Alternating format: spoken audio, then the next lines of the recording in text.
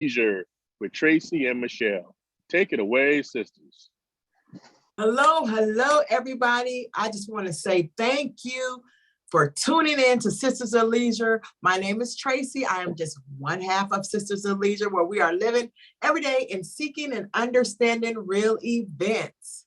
And I am Michelle, the little sister. And you are? Yeah. And so we don't have no sponsors or anything like that today. Absolutely not. Okay. You know what? But that's fine, because that gives us more time to talk to Chef Milton Brown.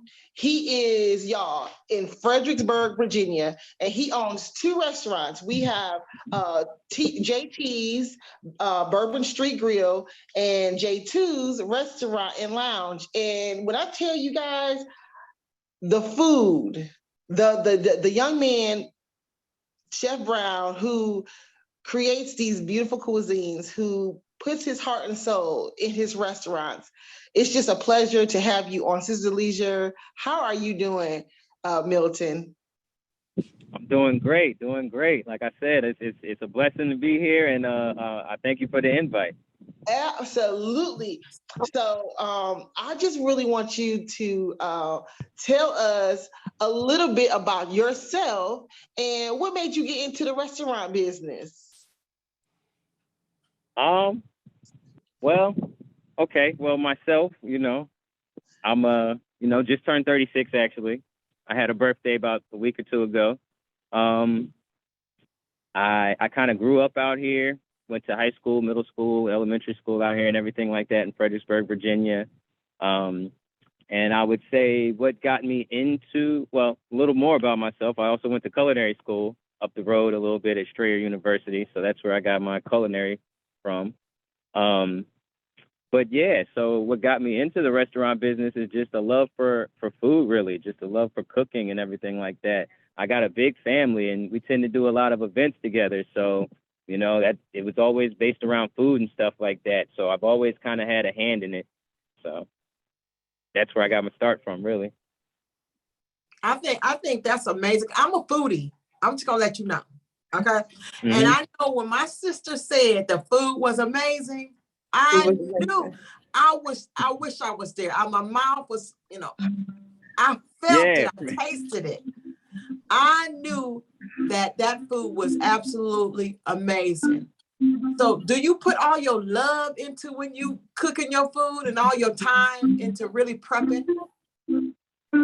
Oh yeah. Like this is 100% passion for me. So I put 100% of everything into the food, especially the recipes and the menu design and everything. That's all 100% me. Well, pretty much 100% me and all of my influences from when I was younger and things like that. So that's pretty much where it came to. But no, like they say, when you find something you love to do, you'll never work a day in your life. I think I'm there now. So definitely a passion. You know what? And Milton, you can tell, because real quick, there was a situation where it was so many of us, like it was a lot of us. And he was able to cook all this food at his restaurant and host all of us. I don't know how much help he had back there, but maybe people not a lot. People putting out the plates or whatever, but actually cooking and prepping the food, I'm not too sure. But at the end of the day, he didn't break a sweat and he did it with a smile. And so, it was just a joy to see the passion and eat of the food that was prepared. But Milton, so you are one of not a whole lot of Black-owned restaurants in Fredericksburg. Yeah, no. In my area, I want to say, you could probably count us on your hand as far as the restaurants that are actually Black-owned and 100% Black-owned. So, yeah, I can't actually put an exact number on it, but it's definitely, you can count it on one hand. Yeah, so. I did a little research and I noticed that the Black-owned restaurant, there's a few, but there's not a whole lot. And so, like, being in Atlanta, I mean, it's like a really big thing to be a Black-owned restaurant here in Atlanta. So it's very common. And so being a Black-owned restaurant, do you find that it's difficult, or how does it go to be a Black-owned restaurant in your area? Well, I'll just say, from my upbringing, my mother and my father, they're both, they have a military background. And from there, my grandmother and everything, they had some ties to like Malcolm X and Muhammad Ali and things like that, the Muslim movement up when that was coming up. So all of that took a lot of, determination and things like that to be a part of it. So that's pretty much where that comes from. And I would say it's not for the faint of heart. If you're not ready for a struggle and a fight, this probably isn't the thing for you, at least not in this area. I don't know what it's like in other cities like Atlanta. It may be more accepting and welcome, but it's definitely a fight out here. So, but I'm here for it. Yeah. So what is the fight that you speak of? The fight? Mm-hmm. Just dealing with, what's the best way to put it? People's preconceived notions of what an African-American business would be, what those stigmas are that they put on establishments that they think are going to open up. And it's just kind of overcoming those things and showing people that we're here to provide something that is unlike anything else. It's unparalleled. So that's really what we're here to do. And, it's just a process, Me personally, I tend to think that we could support each other a lot more when people are trying to do endeavors like that. So that's just things I see lacking in this area that I would like to see more of. But it's definitely coming along and it's definitely growing. And I think that us being a part of the restaurant tapestry out here and doing what we're doing, I definitely think it's opening up, waking people up and showing people there's an opportunity out here. And all you have to do is really just be ready to put the work in. Really? Because, and that's another thing, Milton, you're in location. Mm-hmm. I mean, you're right there downtown Fredericksburg in a very busy location. You know what? I was surprised to see everything that was happening in Fredericksburg, because I know my mother-in-law, your grandmother, was like, oh yeah, get there 30 minutes early. I'm like, what? I'm not, it's Fredericksburg. It's no need for me to get there 30 minutes early, but I should have got there earlier than that because it was busy, hard to park, because you're in the heart of it all. How did you find that location? Okay, so we had our first location out there on Route 3. That's kind of like a destination location. So you have to be kind of familiar with the area to know where we're at over there. And that's where I kind of developed my metal there. Went through those little odds and ends to let to work out the little kinks and everything like that. But from there, there was also another business established here. I kind of had a relationship with the previous owner.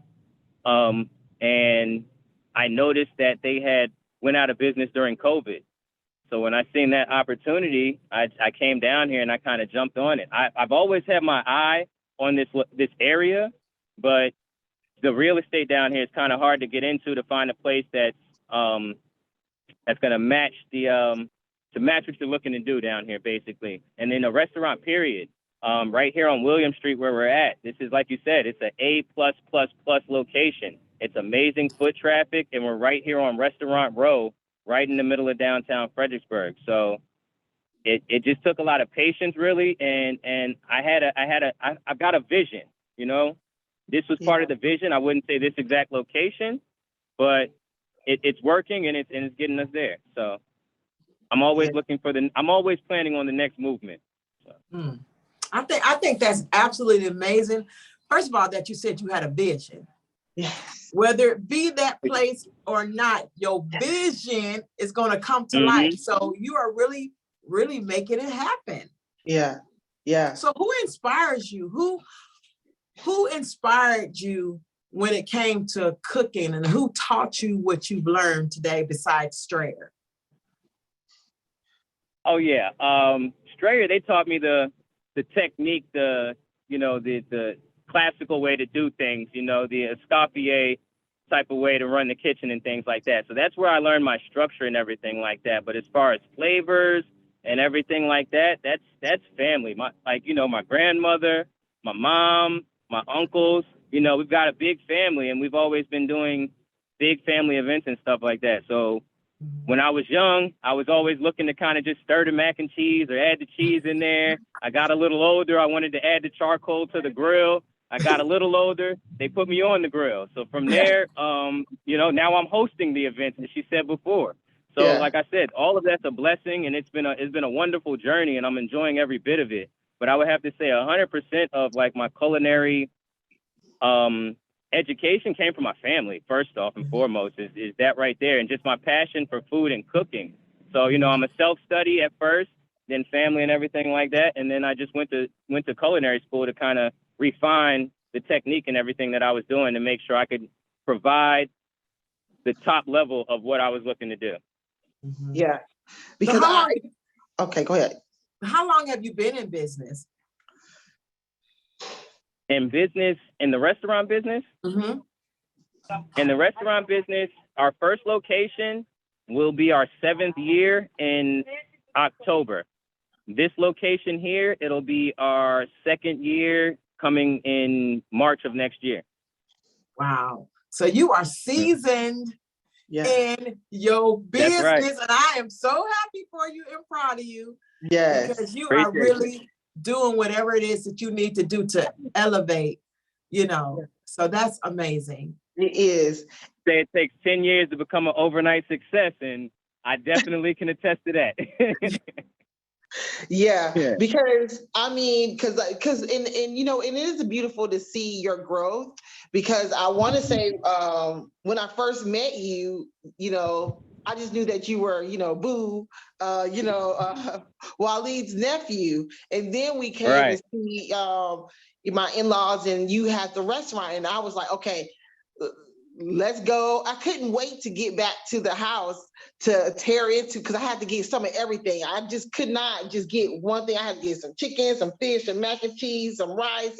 I had to just get it all. And so I did. And then you were, like you said, on the grill, all those people you were able to feed, and, at the barbecue. And then I come back, and you have 2 locations, and you fed, I don't even know how many people was there. I was saying 70. It could have been less, it could have been more. But yeah, and then on top of that, you have the nighttime scene where you have the people upstairs with the live bands and the go-go bands and the reggae.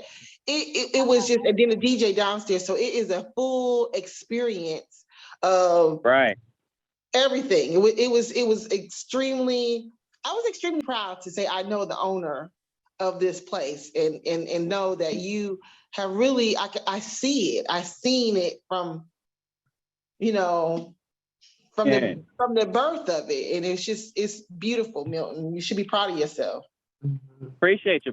Like I said, it's all a blessing. Like I said, I give glory to God every day for giving me the plan and the guidance and the strength to follow through these plans every day. So, I know that's where it starts first and foremost. But like you said, as you've seen, all of the people that you've seen, the live music at the end of the evening, and all of how all of that blends together. That's what I am. You know what I mean? I love music. I did that for a time period before I got into the restaurant business. So I've got my little ties in there and everything like that. But I love bringing people together. I know good music. I know great food. And I know those 2 things can create a great time for anybody that's involved in it. And I love being a part of that. I love being able to quarterback that situation. And that, like I said, it's a blessing. So. So let me ask you a question. Now, how do you keep cooks and your servers and all that? So how does that work? Because I know sometimes that could be a struggle. How do I keep them? Like I said, I mean, I've always kind of been an entrepreneurial type person. So I kind of, when it comes to people I work with, like I don't consider anybody employees. We work together. You know what I mean? We're all out here to try and provide something. We're all out here looking to get something to take care of us. There's a middle ground in that for all of us. I just try to make sure that everybody is taken care of. If you're on my team, I'm thinking about you before I think about myself. So I want to know when you go home at the end of the day, you've got a smile on your face, you're taken care of. You know, I care about your family and everything that you got going on in your home life. I think that's something that's lacking in just the business industry today. Is just, you know, most people are just work. How much work can you do? How much money can you bring into business? But I feel like if you provide a good environment for you and your employers, your staff, I think that just brings everybody up, brings the whole business up. So that's what's been working for me. And I've just been, you know, trying to keep going with it. Yeah, I love that concept. I think, you know, when you work as a team, it's like a family almost. You know what I mean? It's like, okay, right. If I win, you gonna win. So we all win. Yeah, you know, that's right. I think, that's so important. That's right. That's what I said. We're more like a family. We're not employees, co-workers, nothing like that. It's family, it's team. And that's what I want to instill and just keep growing from there. And I feel like if you've got a strong team, the sky's the limit. Yeah. So do you have it? So Milton, like, I mean, because you wasn't busting a sweat. I was like, dang, because I've seen, for real. So like, you know, I've seen chefs come out, you know, after cooking a meal, and they this dusty flour, you know what I'm saying, right, sweating and just kind of whatever. So, but I looked at Milton and I was like, you cool as a cucumber. Like, black shirt, no dust on it, no flour. And I know he was about to cook because my crab legs and everything was hot. You know what I'm saying? So like, I was like, how do you do this and keep a cool head? Because I used to work in a restaurant business. I know that the back of the house can be crazy. So are you teaching someone underneath you, or are you just out there by yourself in that kitchen doing it all? So I have some hands that help me out in the kitchen and things like that. But I'm the lead, head chef, whatever, the lead cook most of the time. And it's not because of anything else. And that's what I think I think that, like I said, it's what I see lacking today is that people aren't putting the legwork behind the passion. You know what I mean? It's just they're looking to just kind of microwave everything. And that's not what we do here. Like I have a deep passion for everything I'm doing, all the food I produce. Every item on the menu is like something from some part of my life that means something to me. So when I'm preparing that item, it's not, hey, I need a number 2. It's, oh, I'm cooking this and it takes me back to when this happened in my life and I need this experience. I need this experience for the person tasting it. It may not be the exact same, but that same love I get from that dish, I feel like that's what I want people to feel. So I have a couple of hands I'm teaching and bringing along with me, and they're doing amazing. So like I said, everything I do, I couldn't do it by myself. I don't want anybody to think I do any of this by myself. I got a strong team, and they definitely help out in the kitchen. Are you gonna expand? Do you think you can bring it to the ATL? I definitely think we can do that. Yeah. It's just all about, like I said, making sure we got the team in place that all feel that same passion and drive for excellence. That's all. That if you've got some people that are passionate and looking to provide an excellent experience, then I definitely think it's possible anywhere. Yeah. Yeah, that is good. Well, I'm feeling some kind of way because I wanted some macaroni and cheese and greens and all that stuff too. But that's right. Okay. I'm gonna catch up. I'm definitely gonna catch up and get me and I want to feel that experience and taste it, because I know my mom can cook. Yeah. Mm-hmm. Yeah. I've had her cooking and it's absolutely delicious. So I know you have been taught by the best. The best. Yeah. Yeah. That's right. So what have you been through that you wish you would have knew before you started your restaurant business? Was there anything that you like, you know what, if I would have known that, I would have did this? Oh yeah. Yeah. That list is long, man. So, from the start to being, 6 years going into 7 years, yeah, I could, we could do the rest of this time talking about things I wish I would have known then that I know now. But I would say patience. Be patient. I wish I would have known to be a lot more patient with some things. Because just going into it, just running out the gate, you've got all these things in mind that you want to do. And that's pretty much with anything you do. You want to, you have your own notion of how this is going to go, where this needs to be, what that needs to be. And I've learned just taking the patience and let the situation kind of work itself out and then do things that make it work better for you. I think that's that's key right there, not trying to be so boxed in as far as your plans and everything like that. It has to be a fluid situation. As long as you can allow for the fluidity, I think, you can make some things happen. So I would definitely say the main thing I wish I would have known then that I would say I know now is patience and relationships. As far as like the other business industries that I work with and stuff like that, I've been able to develop a lot of business relationships. So patience and business relationships, I'd have to say those two. Yeah. I think that's a good, those two go good together. You know what I mean? Mm-hmm. You definitely got to be patient because sometimes things are not going to happen right then and there. But at the end of the day, you want to build good relationships with other business people because you never know, you might need them at some point on your journey. Yeah. Yeah, and lots of people. Go ahead. No, go ahead, Milton. Oh no, I was just saying patience. Like I said, just doubling down on what she just said right there is, every day, every time at bat is not a home run. You know what I mean? Every time at bat is not a triple. So you got to have the patience and you got to have the mettle to withstand those little, that time that you struck out. But you're gonna come up to bat. You still got a chance to win. So that's it. Patience. Yeah. Because I had to, and as a business owner myself, I had to realize,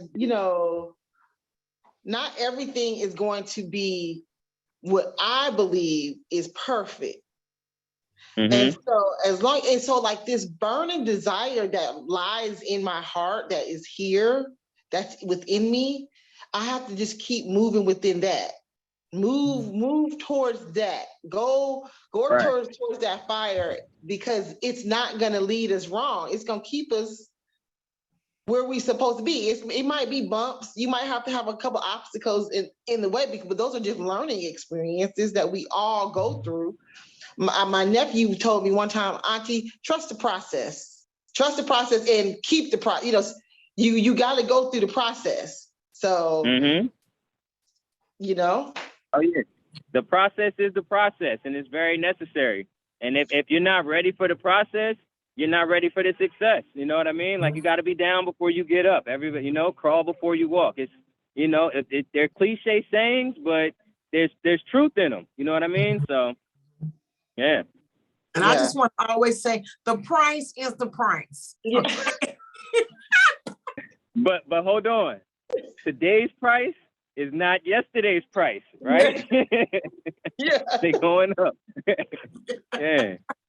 Exactly. So just because you came last week and the price was this, that might not be that in 2 weeks or a month from now, okay? I'm just saying. Don't be tripping. So That's what? Right. You know what? Okay, I just left the grocery store around 2 hours ago. So Milton, how are you dealing with the price? The price is the price. How are you dealing with the price? Like, because seriously, let's talk about it. Like, how is it to go from these different prices? Because I don't know, I see a $1, maybe $2, maybe even more on certain items. I'm buying from the grocery store every day, and I'm going from, it's crazy. So what is it? How is that affecting you and the price? Oh yeah, as far as the like I said, if you talk to anybody in the restaurant industry, for the past couple of years since COVID and everything like that, it's been crazy as far as like prices, inventory, Some products you can't get, some products you can, and the prices are astronomical. So it just kind of takes, you just got to be ready for. You got to be ready for it. You got to be willing. Like it's just a passion. So if you got that burning passion, that burning desire to provide something, there's ways to find your way through. You might have to adjust some menu items. You may have to raise prices here and there, but it's all about using the tools that you've developed in the past, your education and what you know about your industry that you're in, culinary and everything like that, to find a way to make it through. So some items we've altered and changed them up. So sometimes we do like the oxtails, but it's a little different, a little different process instead of just doing the platter, because stuff like that has gone up. Chicken got crazy. It's just, like I said, different products. It's just crazy. So it's a process. I wouldn't say there's any magic to it. There's not one simple answer to solving it. It's just, you got to be prepared for it. If you're not in for the fight, then I don't know what to tell you, because it's definitely not an easy time for restaurants. I can't say that, but we've definitely found a way, and we diversify. So we have other avenues as well. Yeah. Like, we do nightlife and things. So yeah. Yeah. So, well, I was just going to say, when you talk about the price, when you have good customer service and you provide a great product, a service, they ain't gonna stress out about it. They're gonna be like, you know what, I'm still going because I love the atmosphere and I love what they bring, and I love the experience that I'm getting, so that's what I like. So and that's the blessing right there, is that that's the blessing right there, is that, sometimes when we had to raise prices or anything like that, it's more quality and service, and that they expect and that they receive. So there's really no issue in any time that we've had to do that. So, and they understand. Like I said, if you talk to people and you let them know what's going on and they still receive that great service and that amazing food, then they usually have no issues with that. Yeah. So how can people get in touch with you or visit your restaurant if they were in Fredericksburg, Virginia? If you wanted to visit me and you're in Fredericksburg, Virginia, I would say drive down William Street, stop by 216, 218 William Street, and come check us out at J2’s Restaurant and Lounge. We're also on Plank Road at 5933 Plank Road, Fredericksburg, Virginia. That's about 3.2 miles west past the Spotsylvania Town Center. And you can also find us online. We deliver Grubhub, Uber Eats, all of those websites. And then we're always doing some events in the evening. So, if you follow different bands and stuff in the area, they'll lead you to us. Yeah. Are you on Instagram? You're on Instagram, correct? Oh, yeah. You can check us out on social media as well. Instagram is at J2’s _restaurant _ lounge. So J2’s Restaurant and Lounge, and then Bourbon Street 540. Awesome. Yeah. You know what, Milton, first off, this is long overdue. And and so we have to definitely have you come back on the show. Will you please come back and see us? I'm proud to say that I have, sat down and broke bread with you and the family. And just to know that, I know the history of it. I know the hands that have been blessed to prep it and to cook this food. So, and to start these restaurants and night scene and just have this beautiful business of yours. So I just appreciate you coming on and supporting Sisters of Leisure. And it takes a team. It takes all of us to get it out there. Mm-hmm. That's right. Mm-hmm. Yes. Definitely. Like I said, I love to come back anytime, and I appreciate the opportunity again. Like it's, this is all new to me, so I'm a little, but I definitely appreciate it and I'm enjoying it. Like I said, I love what I'm doing. So anytime I can spread that out, I'll jump at it. Absolutely. Well, we appreciate you being on our podcast, and I am looking forward to eating some of your food because I love to eat. Okay.